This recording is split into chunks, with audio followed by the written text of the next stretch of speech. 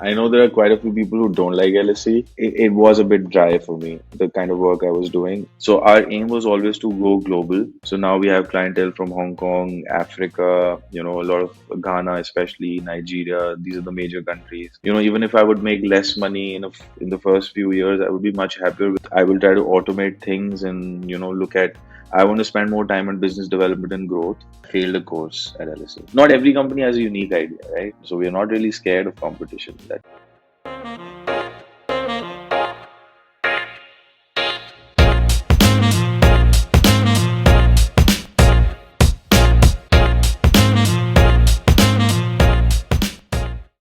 Hello, everyone. Welcome to the Breaking Uneven podcast. We love to talk shop, uncover the beauty of failures, and play a few games. Today, we have with us the co founder of Rostrum Education, Yatharth Gulati.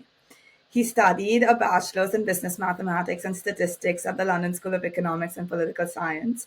After graduating, he worked as an associate at PwC and a strategist at Trustworthy Management Advisors before starting Rostrum Education. Have we missed anything noteworthy from your journey so far? I think that's pretty much it. But thank you for the introduction.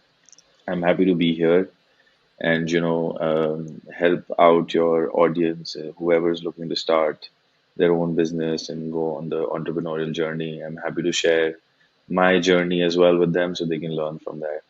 Perfect. Thank you so much. So, yeah, to get started, let's play a quick little game. Okay. Twitter, this game is called the Twitter Pitch Challenge. Twitter is known for its 280 character limit on every tweet, which sometimes makes it a little difficult to convey your thoughts. But it takes about 20 seconds to speak to 80 characters. And we're going to transfer that challenge to you, which is to explain to us rostrum education in 20 seconds. But it's not that easy. You also need to use one emoji and one hashtag in your tweet. I mean, Rostrum Education is an education consulting company where we help ambitious students, especially who are looking to get into top universities, with their, college counseling needs and their tutoring needs. That's what Rostrum Education is. Hashtag hashtag accepted to college. It's a good Emoji, I one. don't know, man. Yeah, just what I don't know, like a Scholar hat emoji. scholar hat. That's what we use on our Instagram mostly. Scholar hat or books or like a rocket which is going like you're going to a dream university. That's Yeah, perfect. You killed yeah. it. And yeah, you use Okay. multiple emojis, so that's great as well. Yeah. But Thank you. Yes. But yeah, to Go get ahead. started, so you went to LSE as well, and so did Anuj and I. How was your experience overall? How did you like it, and how was London?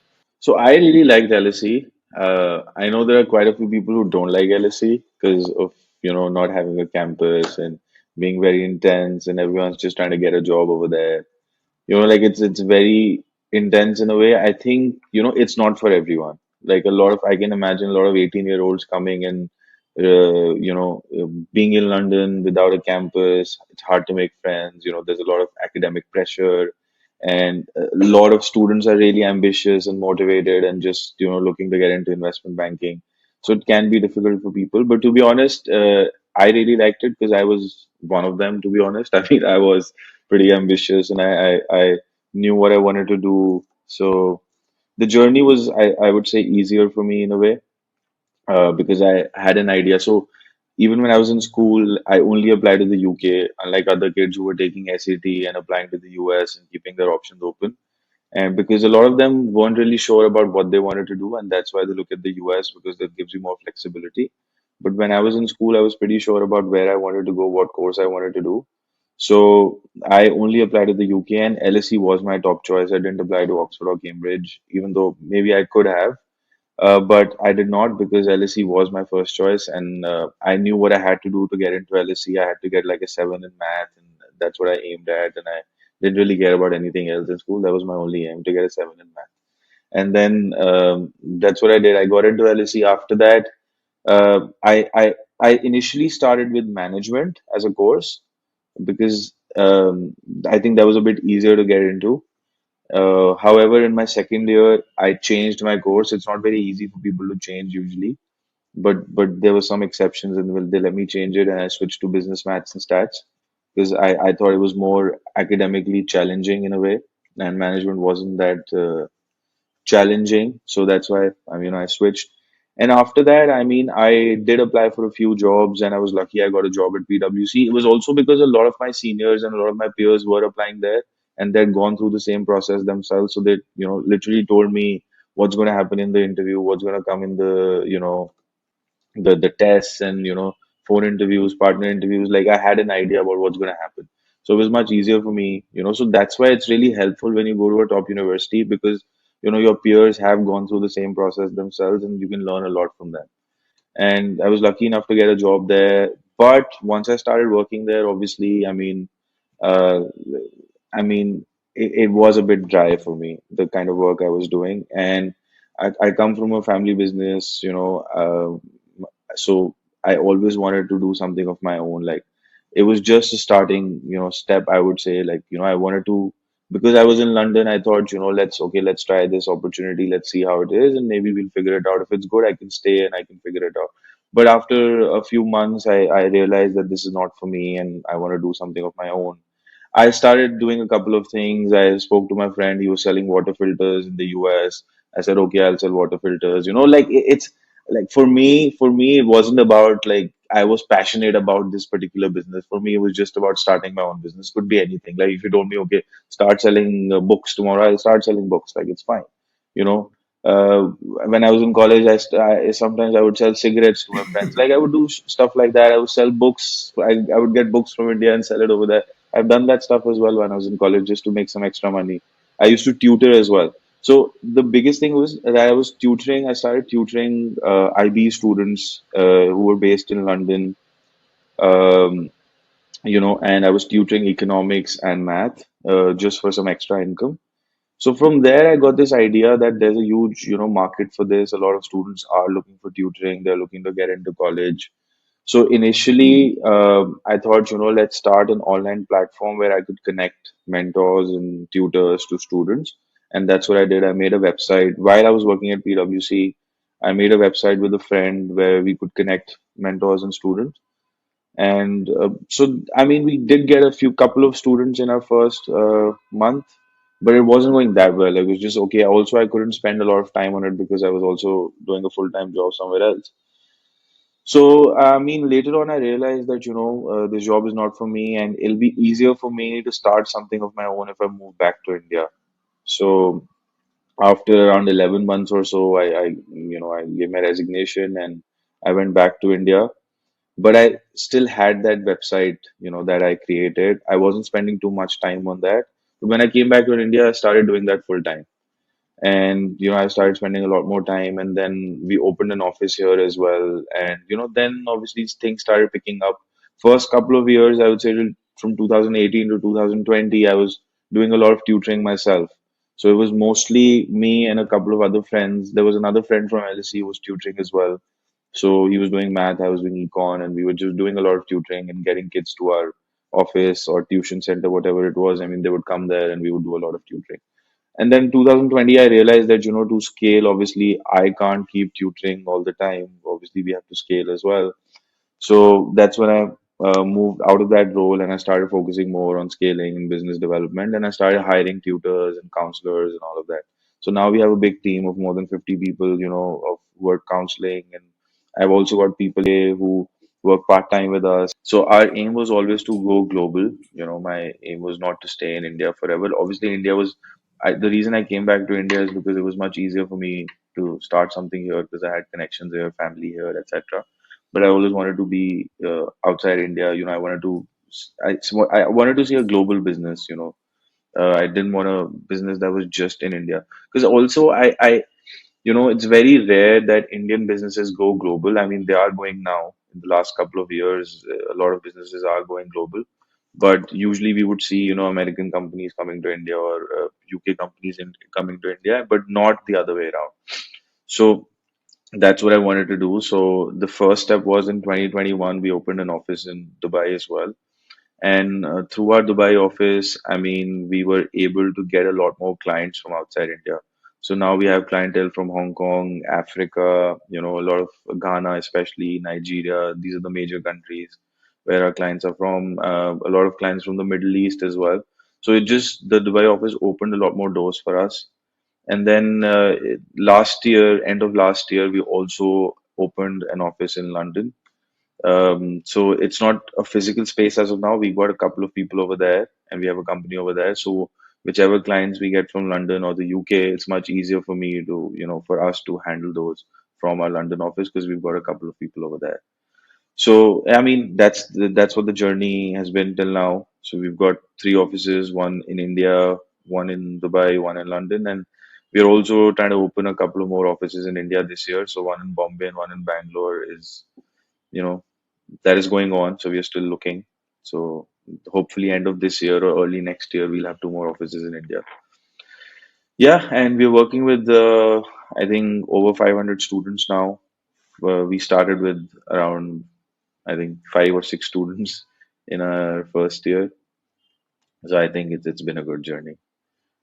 Yeah, sounds exciting. But like back to like the initial point, I think you literally described the same process that I went through in the sense of like LSE was my top choice. I also only applied to the UK, didn't apply to the US because I was also more like I knew what I wanted to do versus not. Um, and like yeah, didn't apply to Oxford. It was like looking into a mirror to a certain extent in terms of like that process. So it was funny. Because I think like when you go through it, you don't realize other people think similar to you or like are going through the same thing. But in terms of the whole, like you mentioned investment banking, and that's something that I saw at LSE as well. Like there was a trap around like accounting, consulting, investment banking. And did you feel that as well, and was that one of the reasons why you applied to PwC? To be honest, that was one of the reasons I applied. I never really thought of applying to PwC when I came to LSE, or it wasn't like my dream job, or I when I came to LSE, I always wanted to start my own business, right? That was the whole thing. But obviously, it's not easy for you just out of college to start your own business, especially when you're outside your home country, you're in London. Like, it's not Yeah. easy for you to start your own business, right? But then I saw everyone applying for jobs to these investment banks, to Big Four. I still remember this day in my first day of my second year, I came back from India, and everyone's talking about interviews. It's like, what interviews are they talking about? Like, I don't know. We were standing outside the library, and there were two guys and a couple of my friends, and they were discussing how they've written the applications for this, they're preparing for the interviews, they've got a call from this, and this was like literally the first day of my second year, just after summer vacation. Like, what is this? Is there an exam? Is there an interview? I don't know what's happening. Like, guys, what are you talking about? They're like, you haven't started applying for jobs. I said, no. What jobs? They're like, we've started applying for it. So they were talking about the summer internships. Right. I had no idea Yeah. what summer internships were. Literally, at that time, I had zero idea. So they're like, okay, when do you have to apply for these internships? They're like, we've already started. Like applications open in August, July. Like some of them open in September. So we already started preparing our applications. I was like, okay, cool. I'll look into it. So then a couple of months later, I said, okay, if everyone's doing it, why not? Like let's try it as well. So I applied for a couple of internships, but not too many. Like I wasn't too serious about it as well. So I didn't really land any internships at that time because I only applied for three or four, if I remember. I also applied to PwC. I didn't get it that time. But then in start of my third year, I became a lot more serious, and I thought, okay, let's try for some jobs, because I don't know what I'm doing afterwards. Everyone's doing it, so let's apply for some jobs. So that's when I started getting serious. I made a list of companies I was interested in, and then PwC was one of them. I thought it'll be easier than investment banks and other companies to get into. So, I mean, that was the first job I got, and then I stopped applying elsewhere. I was like, okay, I've got a job now. I know I can stay in London for another few years at least. So, let's take this. Yeah, I mean, that was the whole journey. So, I wasn't too motivated as well to get a job, but it was because everyone else was applying. I thought, okay, why not? That Funnily was, yeah. enough, the first part of your journey, knowing that you want to go to London, etc., is Janvi looking into a mirror. This, what you just explained, is me looking into a mirror, right? I went to So, you, London thinking okay. I will come back into the family business or do something of my own. I loved my Yeah. family business, very exciting business events, awards, IPs, etc. And my kind of rethinking started when, in fact, Janvi and a couple of our other of our friends were going crazy about the spring week internships in the first year. Swinger. Yeah. Yeah. And I was like, wow, these people are so dedicated and, they're applying and everything. And like, I can't even imagine doing all that. And then I, of course, missed the train with that one. So when it came to summer internships, did the whole application process and stuff. There, I applied to 50 internships and obviously got only one. And then when it came to job, I was like, I'm not going through 50 applications again. And even though there were people around us that were doing 100, But 150 was the was applications, so you didn't your internship get converted into, like, usually that happens, right? When your spring summer internship, it gets converted to a job. so mine was with a company, it was with Ogilvy, the advertising Okay. company. They Yeah. didn't Yeah. Yeah. actually have a position open. I just Okay. emailed them and back and forth and kind of Okay. Okay. Okay. figured out an internship with them, but there was no graduate scheme or Okay. summer Yeah. internship scheme as such. Yeah. Yeah. So I decided I'll apply for 10 jobs in third year and I'll give my everything to those 10 jobs. And the only one I really wanted was Deloitte because they managed the McLaren F1 team's data analytics. And so that's the one I put my like maximum amount of energy on. And yeah, I get what you mean. At that point, it's like, let's just try it to see how it goes. And then again, same thing. 1 year in, I was like, okay, I've got this experience now. I'm happy with this, but now it's time for me to do my own thing. But a large reason for um, why I cut it to 1 year, I went in with the idea of 2 years to do the job, was because to a certain extent, I felt like my growth will always be standardized at Deloitte for the first 5 years at least, right? They cannot make any exceptions for analyst to consultant to senior consultant and so on until you get to manager level. After manager, it's the timelines are variable. And so I felt like for me, I didn't want to be part of that standardized growth, not from any like arrogant perspective, but just I want to see in these years of my life where I've got maximum energy, where I'm willing to give work 24/7, to what extent can I push myself? And that won't happen in a job where you are limited because the firm is so big that they have to put in certain rules. Is that something you felt? No, definitely, man. I mean, that was a major reason. Firstly, I didn't really like that lifestyle of working Monday to Friday and then just, going for beers on every Friday, 5 p.m. You go for beers and you're coming home at 4 a.m. and then you just hung over on, Saturday. And then, I mean, I just didn't really like that lifestyle and then start working again on Monday, like, and then wait for your salary to come like end of the month. Like I just didn't like that whole cycle, like I just wanted to get out of that cycle basically. I wanted so the reason I like doing my own business because I know that if I'm putting this effort, like I will get the return, like I can see the returns myself. So it just motivates me a lot more. Over there, I didn't really have any motivation because I knew obviously the salary is gonna come end of the month, okay, whatever. Also the job was a bit dry as well.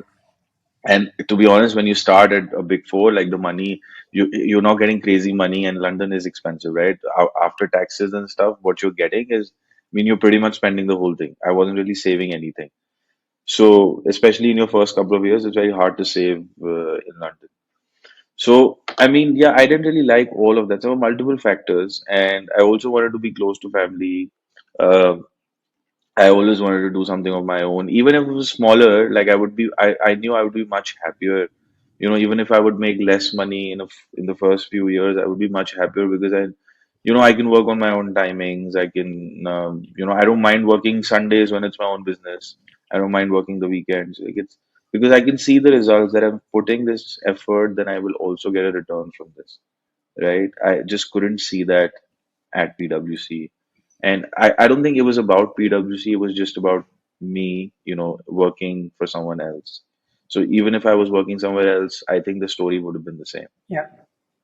Yeah. And there's also the flip side to it, which is where in good times where you're doing good, you see the benefit, but if you drop the ball somewhere, you also see the direct negative Yeah, effect. And I think of that just course. makes it a lot more exciting, right? At work, Yeah. you're always protected both sides. You never see the greatest benefit, you never see the greatest loss either. Yeah, of Um, course. and 100%. that is like, there's no excitement. But Yeah. tell me this, you come from a family business background, right? Yeah. Yeah. So try like coming back and doing something entirely on your own, choosing not to go in the family business, was it because of the passion that you have for the educational sector, or is it because you wanted to do something on your own? I wanted to do something on my own, to be honest. Education it came naturally to me because as I told you, I was doing a lot of tutoring over there, Tutoring. right? So it was just the natural path for me that, okay, why not start? And we gave it a couple of years. I spoke to my partner. I said, I came back to Delhi. I met him. I said, okay, we can start something like this. I've been tutoring in London and it just makes sense. I made a website as well. And so we've got some platform and we can start doing something. Said, okay, let's give it a couple of years and, if we make decent money, we can look at other things and we can because at that time I did not think that this can become this big. Like at that time I was maybe 22 years old, 23 years old at that time. And for me, I was like, okay, if I can make enough money to, have a decent lifestyle and I can save a bit, it's fine. Then we'll think of something else. Maybe we can start another business. Maybe we can invest that money into something, whatever, whatever. But then I saw the potential after a couple of years. I saw the potential that, we can scale this, and this can become really big. And there were other companies as well who were doing outside India, especially who were scaling it at a crazy level, to be honest. And I said, so there is definitely potential, and we can look at other companies that are doing it outside India, and we can, replicate that model here as well. And so yeah, I mean, that's when I realized that okay, I have to be in this full time and. I mean, if I spend a lot of time on this, this can become big. So I don't have to look at other opportunities for now, at least. I mean, I do a bit of investing outside. I buy real estate and I do things like that. But all of that came from this business, right? I mean, whatever I'm doing, whatever investing I'm doing, I mean, it's it's the returns I've got from this business, basically. So yeah, I mean, so education was natural to me. Also, I went through the process of applying to universities abroad, so I obviously knew the process as well, and I thought I could help other students go through the same journey. So it was a bit easier for me to get into this industry. As I told you, I tried other things as well. This water filter thing I was talking about. My friend, he still does it. He says still he imports from the US and assembles it and then sells it in the imports from China, sorry, and then sells it in the US. And I thought we could do the same in India, but for some reason it didn't work out. We tried it for a couple of months, and that's when I got into this. Also, not joining the family business, I would say in a way, I just felt like it's a very traditional business. It's where we sell paper, right? We sell paper to printing press, and we buy from paper mills and we sell it to printing press. Like it's a What's paper it trading called? business. It's just my family name, Gulati Sales. It's just a paper trading business. Uh, Interesting. We I were in mean, paper earlier as well. oh, nice, nice. What did you guys do? Uh, we did import and sales in India, but also export of fine papers. So we were Yeah. called Transasia Fine Papers. Okay, Um, yeah. So import of paper is yeah, exactly. That's what we did. So import from Europe, China, etc., etc., where the major paper mills are, and then we would sell in India. And we would also sell Indian paper and things like that. And this was a very old business my granddad started, and we also had a stationery brand for notebooks, pens, things like that. But I didn't really see that I could add a lot over there. So that's why. Also, I mean, paper industry now is dying, to be honest. I mean, the demand is going down every year. So, yeah, it was just easier for me to get into education, and I'm glad. Yeah, no, Yeah, yeah, fair. And like, I mean, you're doing incredible in terms of like the number of offices you have as well. Like you mentioned, you have one in like Delhi, London, and Dubai as well so far, and you're gonna open two more. So how do you manage like these different office it locations is and like try difficult. to It is overview difficult. all of them? Yeah, Yeah. it is difficult. I spend my time between Dubai and Delhi, to be honest. Now, so 15, 20 days I'm in Dubai, and the rest I'm in Delhi now. No, it is pretty difficult. Now that we are opening a couple of more offices in India, I'll have to visit those as well. But definitely, I mean, a major thing that I'm trying to do is empower the people that work at this company, and giving them more decision-making power. It's very hard to let go of that in the beginning. As any founder, you would find it very hard. First couple of years, you're doing everything yourself, and then if you want to scale, you have to let things go, and you have to trust the people that are working for you. So that is difficult sometimes, and I'm still learning that process. I'm still learning, and the only way I can scale now is to give more, responsibilities and give more decision-making power to the people who work for me. Otherwise, there's no way I can scale. Especially this is a service-based business, right? It's not like I'm selling a good that it's not the good that people are buying from me. Like they're not paying for a particular good, they're paying for the services that I'm offering. So obviously it's a lot of it's a people facing role. So I have to empower the people that are working for me, otherwise there's no way I can scale. I can take it to a certain level, and yeah, I can keep maintaining, it could be a cash cow business where I'm getting enough money every year and that's it, but it'll be very hard for me to scale if I don't empower the people. And that's where a lot of consultancies, a lot of tutoring companies get stuck. They're doing well for themselves, and I mean, they keep doing well for themselves, but they don't think about scaling because it's not very easy for them to let go of their power. They don't want to empower their employees and give them the responsibilities that they have.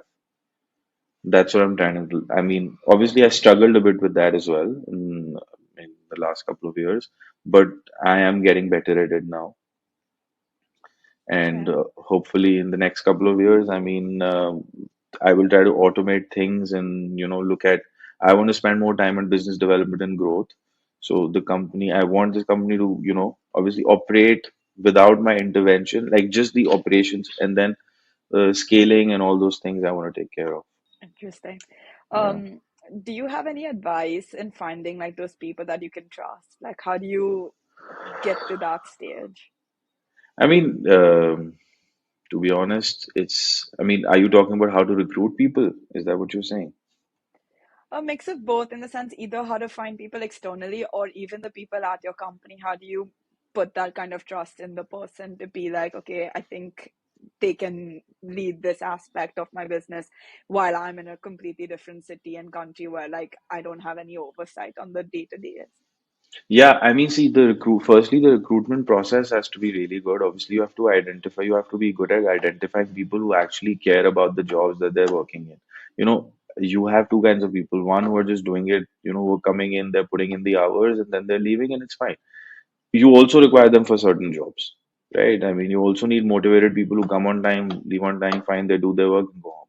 But then at the upper level, you need people who are there who want to take responsibilities, who don't mind putting in extra effort because they want the company to grow, because they realize that if the company grows, they will also grow with them. Basically, you have to give them this feeling that you will grow with the company as well. And if they can see that through your actions, obviously through the promotion that they're getting, through the salary raises, or through giving them more responsibilities, etc., etc., they will also realize that yes, they can see if they're putting in an effort, they are also seeing the results. How, like in a business, if I'm doing something, I told you I can see the results. Employees also have to see that. They have to see that if they're putting in extra effort, if they're dedicating their weekends to the company, are they getting enough returns from that? Are they getting a promotion? Are they getting more responsibilities? Are they getting more people to work under them? Are they becoming a leader in the company? Obviously, people care about that. B- Your job should be identifying those people that actually care about these things and then providing them the platform to do all of these things and making sure that they get this feeling that, yes, we will also grow with the company. I think that's very important. It's not very easy. Obviously, I mean, you can't always find people like that. But if you do, I mean, my advice is don't lose that, Yeah, right? That's the very more important thing.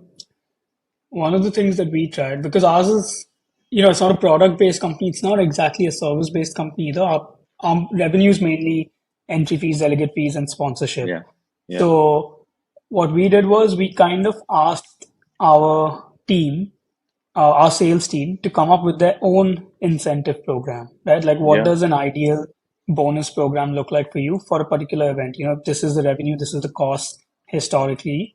What is it if you want to grow this event? To what extent do you take it, and what return do you earn on that? And we obviously made our own kind of chart as well.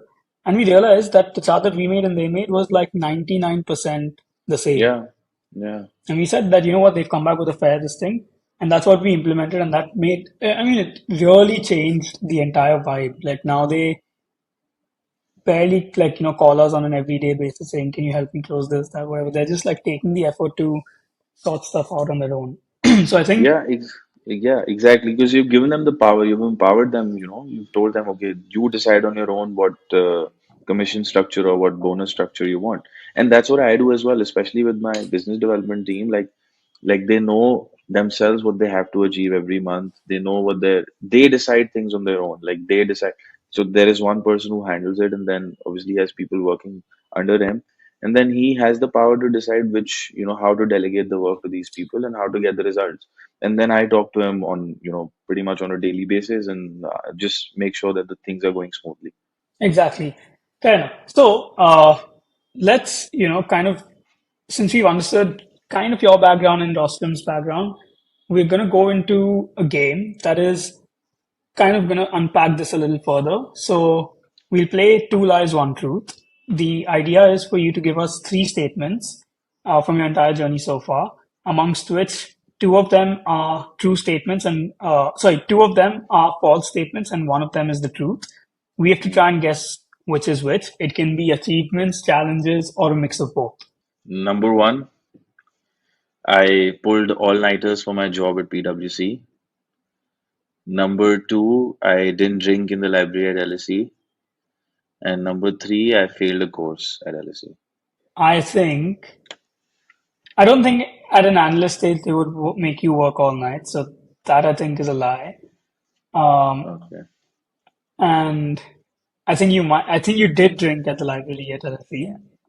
Okay. Uh, so, and the Yeah, I third think one I was, sorry, I failed the failed a course. course. business maths and stats. Yeah, let's go with you failed the course. That's the truth. Yeah, Johnny, I'm what yeah, do I gonna you think? did. go. Oh, But to be honest, it's partial truth. I didn't really fail a course. I was about to fail a course, and then I gave them a medical letter saying that I wasn't well throughout the year. Then I deferred I deferred it to next year. And then I almost passed. I got like a 42.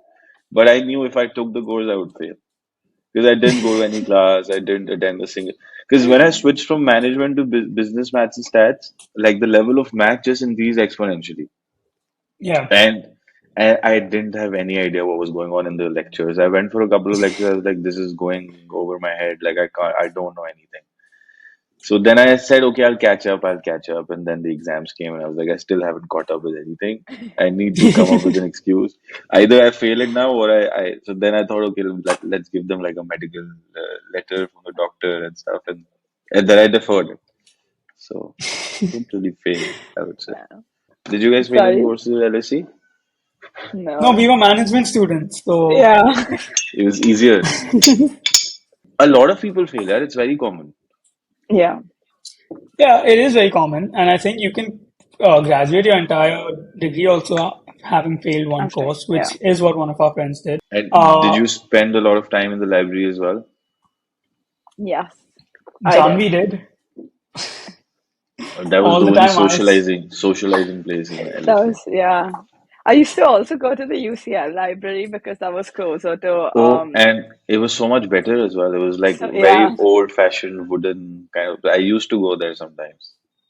Yeah, it was like closer to my accommodation, so I used to go to the UCL library. Did you say in Passfield? Something. No, Carson. Car Santos, yeah. Yeah, so the IOE and the main library, like the main UCL campus was also like fine.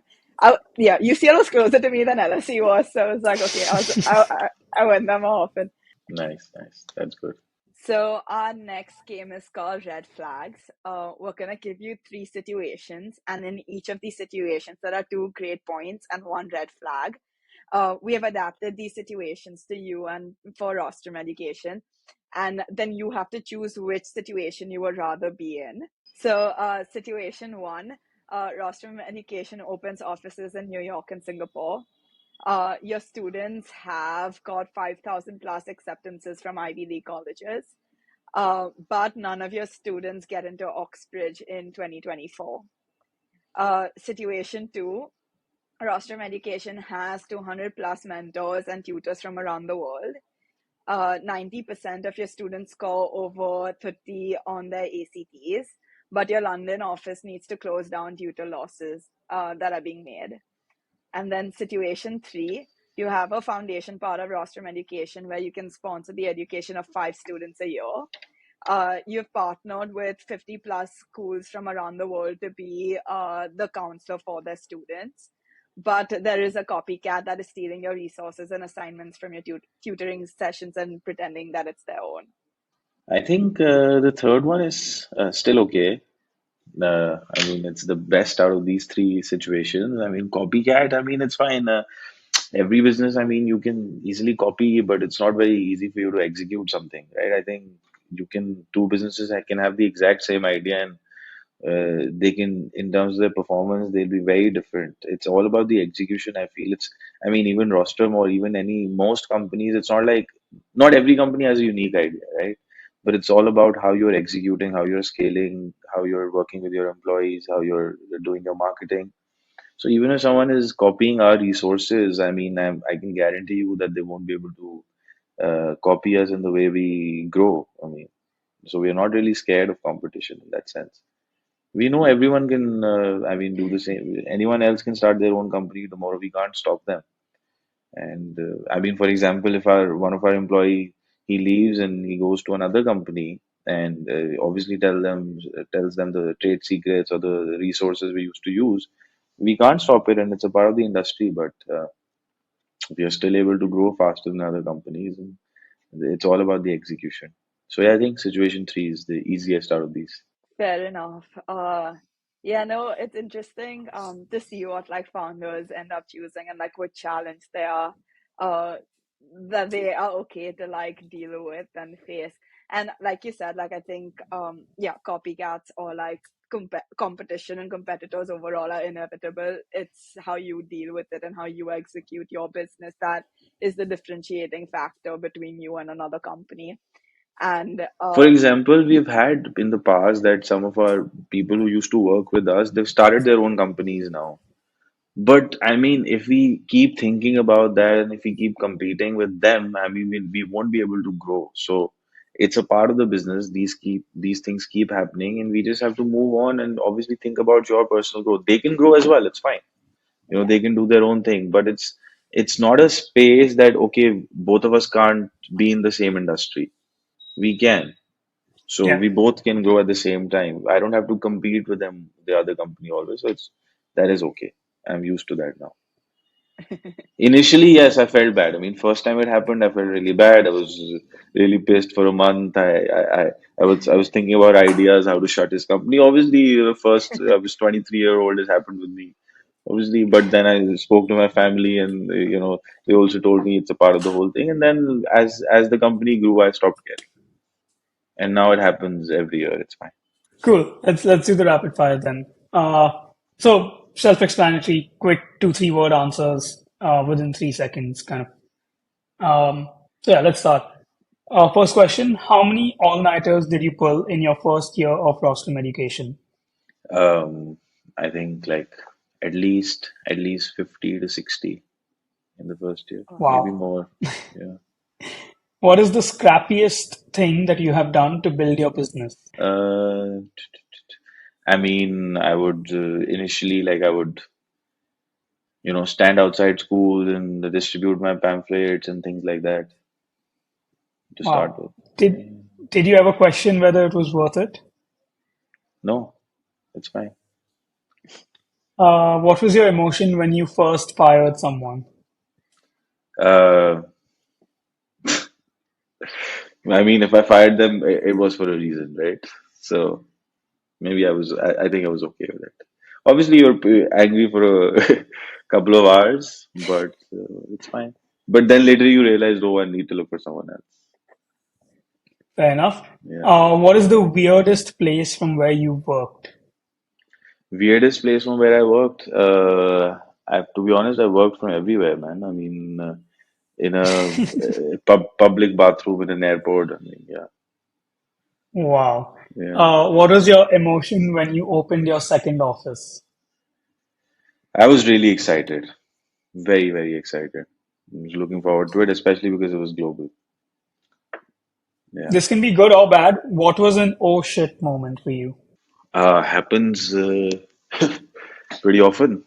Uh, Oh shit, as in if things don't go well with the client, for example, you know, or then it's Right. like, oh shit. What is your biggest fear? Personal or Big business? Up to you. biggest fear is that I always have this fear, oh, what if the business stops doing well, or what if something happens in the industry or the industry changes completely, that our business just I mean, there's no place for our business anymore. That is I the think this biggest scare. is more of a recent phenomenon because of the dynamic. I mean, the Yeah. world has become just so incredibly dynamic. Yeah, yeah. I think this is a lot of, at least I've heard this from a lot of people, which is that, yeah, Kal, what will happen if this doesn't stay relevant 2 years Yeah, from now? exactly. I did that. That's the biggest problem. Now you have to keep changing, you have to keep innovating, you have to be very dynamic with the way the world's changing. So you're always scared, oh, what if something happens tomorrow that our business is not relevant anymore? So you have to be on the top of your game all the time. All the time. Is Mm. there a hobby that work killed for you? If yes, which one? I would say gaming. I don't do it anymore now. Yeah. All right. Would you ever retire? Okay, so this is I want to give a long answer for this one Go for it. because I keep changing my decision every day. Some days I'm like, I want to retire quickly. I want to, retire by 35, and if I have decent income, like it's fine. I can, I want to travel. I want to retire, whatever. But then some days I'm like, no, I want to keep working. So I Yeah. feel like it depends on the day. I still haven't thought about it. So there are days when I'm loving the work. I'm like, oh, I really want to do this forever. I don't want to retire ever.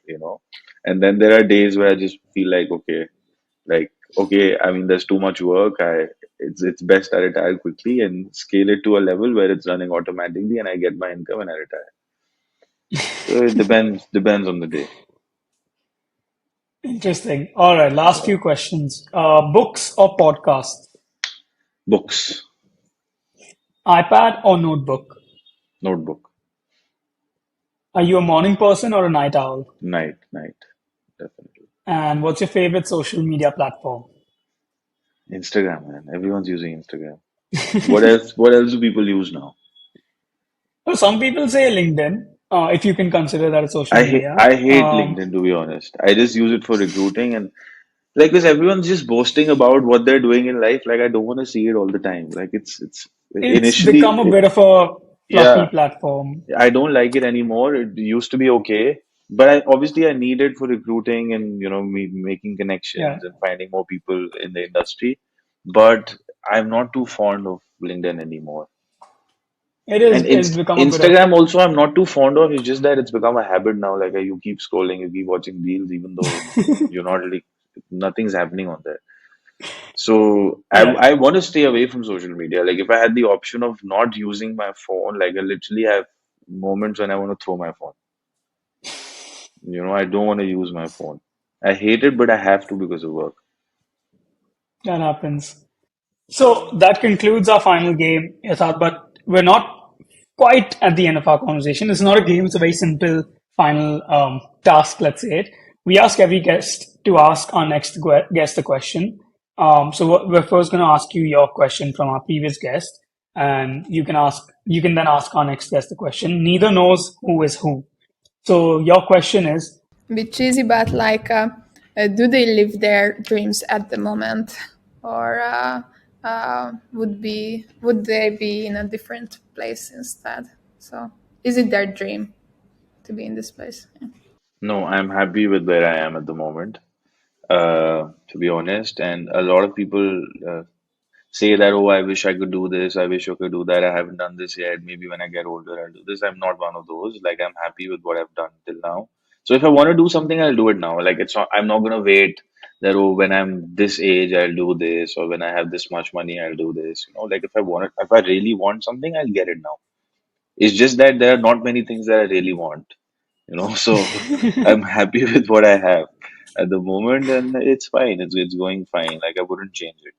that's amazing. I think I Yeah. feel quite similarly. Like I have no yeah, even I'm just like, I'm quite happy with whatever's around me. Okay. But thank you so much. Thanks, Thank Janvi you and so much. Anuj. It's been great speaking with you and like learning your journey. I think throughout our conversation, at least like the LSE bits, it was like Anuj and I think both resonated quite a bit, and it was like interesting to see that. But yeah, good luck and thank you. And hopefully, when you open your office in Bombay, you can visit and we can Yeah, we can catch up. meet in Yeah. person. Yes, Okay. sounds All good. right. Thanks, guys.